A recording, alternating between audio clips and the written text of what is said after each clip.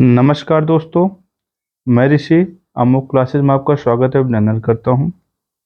दोस्तों, आज हमारे चर्चा का विषय है जो ये सरकार हाल ही में निर्णय लिए है प्राथमिक शिक्षक भर्ती को लेकर, जिसमें ये कहा गया है कि जहां पर जिन विद्यालयों में 50 से कम आपके शिक्षक हैं, वहां से छात्रों को निकालकर जहां पे मतलब कि जहां पे संख्या कम है या फिर कई स्कूलों को मिलाकर मर्ज कर दिया जाएगा, एक बड़ा स्कूल बनाया जाएगा। यानी पहले क्या था कि राइट टू एजुकेशन के तहत ये था कि लगभग प्रत्येक ग्राम पंचायत में क्या होगा, ग्राम पंचायत या ग्राम सभा में एक प्राथमिक विद्यालय होगा, जिसका कार्य ये होगा कि ग्रामीण स्तर पे जो बच्चे हैं लगभग 14 वर्ष से कम जो है, एक पहली चीज है प्राथमिक और उच्च प्राथमिक दो होते हैं। प्राथमिक स्तर पे हर गांव में होते हैं, उच्च प्राथमिक एक ग्राम पंचायत पे होता है, ये नियम बना है आपका। अब होता क्या है, इसके अंतर्गत ये होता था कि हर ग्राम पंचायत में, हर एक ग्राम सभा में एक विद्यालय का होना आवश्यक था, जिसमें क्या उद्देश्य था, बच्चों को जो साक्षरता दर उसे बढ़ाना और शिक्षित करना। हाल ही में उत्तर प्रदेश सरकार ने एक बहुत ही, अब चाहे जैसा कदम करिए, मुझे मेरे हिसाब से निंदनीय कदम है। निंदनीय कदम दो रीजन से अभी मैं चर्चा करूंगा कि उसमें ये क्या किया गया है कि जो 50 से कम विद्या स्टूडेंट है जिस विद्यालयों में, उनको मर्ज करने की बात कर रही है। इस प्रकार से लगभग 27,764 ऐसे विद्यालय आ रहे हैं जिनको मर्ज करने की बात चल रही है।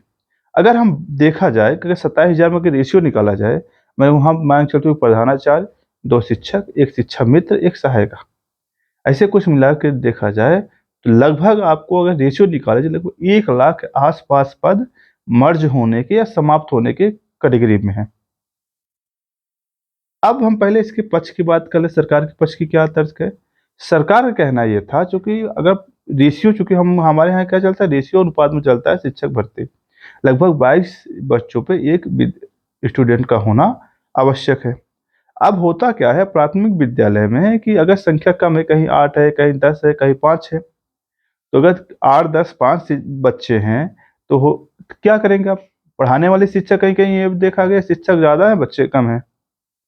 सरकार के दृष्टिकोण से देखा जाए तो स्वाभाविक है कि आपका दृष्टिकोण सही है। क्यों क्यों सही है? इसका रीजन ये है कि सरकार चूंकि इतना व्यय कर रही है, लाखों पेमेंट शिक्षकों को दे रही है। एक एक शिक्षक जो पुराने हैं 70,000, 80,000, 90,000 पेमेंट उठा रहे हैं, और फिर नए भी शिक्षक हैं लगभग 54,000, 55,000 पेमेंट उनकी शुरुआत से है। अगर इतना व्यय कर रही है, उसका आउटपुट कुछ नहीं है, उसके पढ़ने वाले वहाँ नहीं है, तो स्वाभाविक है ऐसे कदम उठाया जाना सरकार के लिए बाध्यता है। तो वैसे हम पैसे नहीं खर्च करते, सरकार की ये उद्देश्य हो सकता है। लेकिन हमें क्या विद्यालय को मर्ज कर देना ये समस्या का समाधान है, या इसका और कुछ किया जा सकता था? आखिर ये विद्यालय में बच्चे कम क्यों हो रहे हैं? विद्यालय में बच्चों को कम होने का एक बड़ा रीजन ये है, आजकल हमारे यहाँ कॉन्वेंट ट्रेंड चल रहा है। कैसा ट्रेंड है? इस ट्रेंड के तहत हर कोई व्यक्ति चाहता है उसका बच्चा कॉन्वेंट पढ़े, हर कोई चाहता है उसका बच्चा इंग्लिश मीडियम से पढ़े। यानी हम ये चाहते हैं हमारे बच्चा कॉन्वेंट और अच्छे हाई स्कूल में पढ़े, और एक सोशल स्टेटस बन गया है, जिसका बच्चा ज़्यादा हाई स्कूल में पढ़ेगा वो ज़्यादा योग्य है और सामाजिक प्रतिष्ठा उसका ज़्यादा है, और जिसका प्राइमरी में पढ़ेगा उसको मान चलो गरीब है। यानी प्राथमिक और कॉन्वेंट में एक बड़ा स्तर इसलिए डिवाइड किया गया है, प्राथमिक पढ़ने वाला बच्चा गरीब है और कॉन्वेंट में पढ़ने वाला बच्चा बड़े घरों का है। इसी ट्रेंड के चलते हुए क्या हुआ है कि अब हाल के दशक में, अगर दशक ये देखा जाए 2020-10 के बाद से, कॉन्वेंट स्कूल की वृद्धि बहुत ज़्यादा हुई और प्राथमिक विद्यालय में बच्चों की संख्या काफ़ी कम हुई है। ठीक है? अब सरकार जो कर रही है, एक हिसाब से सही भी कर रही है, लेकिन अगर यही ही करना था, मर्जर ही करना था, और आप कुछ नहीं कर पा रहे हैं, उन लाखों अभ्यर्थियों को क्या जिनको आप बीएड कराने हर वर्ष लगभग 2 लाख से ज़्यादा आप बीएड निकाल रहे हैं, लगभग 2 लाख से ज़्यादा आप बीटीसी निकाल रहे हैं। लगभग 2019 के बाद आपने कोई वैकेंसी नहीं निकाल रखा है। 2019 के बाद आपने कोई वैकेंसी निकाला नहीं है, और जो भी है इतने लोग, फिर इतनी बड़ी संख्या में आप बीएड बीटीसी क्यों करा रहे हैं? अगर आपको स्कूल बंद ही करना है, मर्ज ही करना है, तो स्वाभाविक है फिर आप ये योजना भी, मतलब ये जो शिक्षा का लेवल है बीएड बीटीसी, इसको खत्म कर दीजिए। आपको सीखना चाहिए दिल्ली जैसे सरकार से, एक आपकी सरकार से, कि वो किस प्रकार से उस लेवल पे प्राथमिक विद्यालय को सुचारू कर रहा है कि कॉन्वेंट स्कूल उसके सामने फेल हो गए। आपके अंदर ये प्रेरणा नहीं लेना है कि अगर हमारे यहाँ छात्र का अनुपात गिर रहा है तो उसके रीज़न क्या है, उसको रिसर्च किया जाए।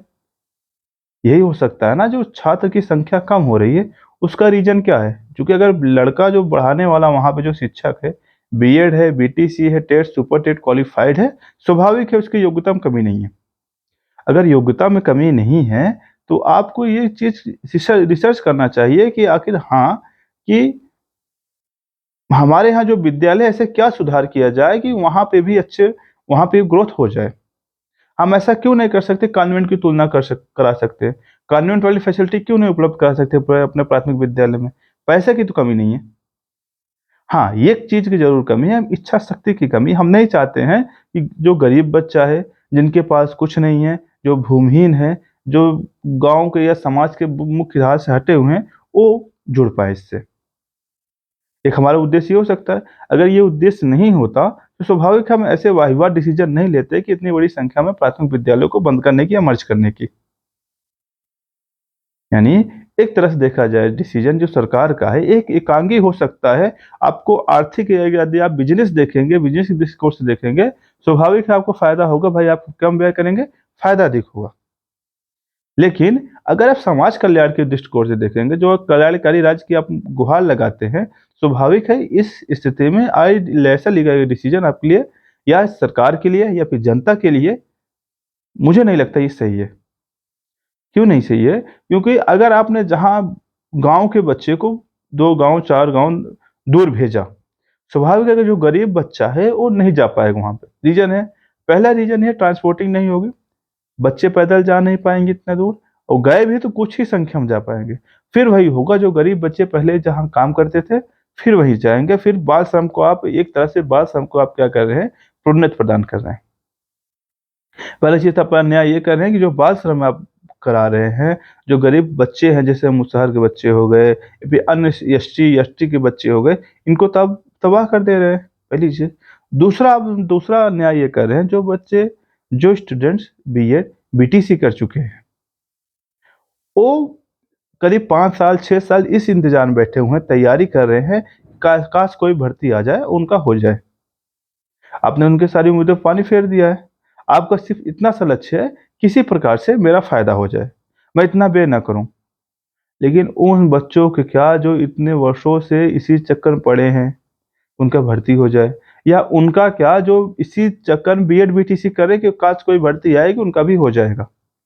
यानी आपने ये जो डिसीज़न लिया है, ये एक प्रकार से अतार्किक डिसीज़न है।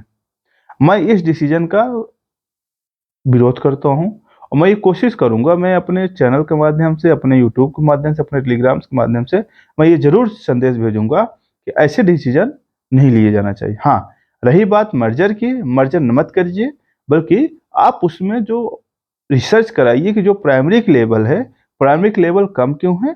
आखिर उसको कैसे सुधार किया जाए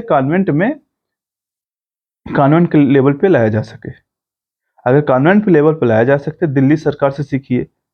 अन्य सरकारों से सीखिए जहाँ पे इतनी बड़ी संख्या में प्राइमरी विद्यालय चल रहे हैं।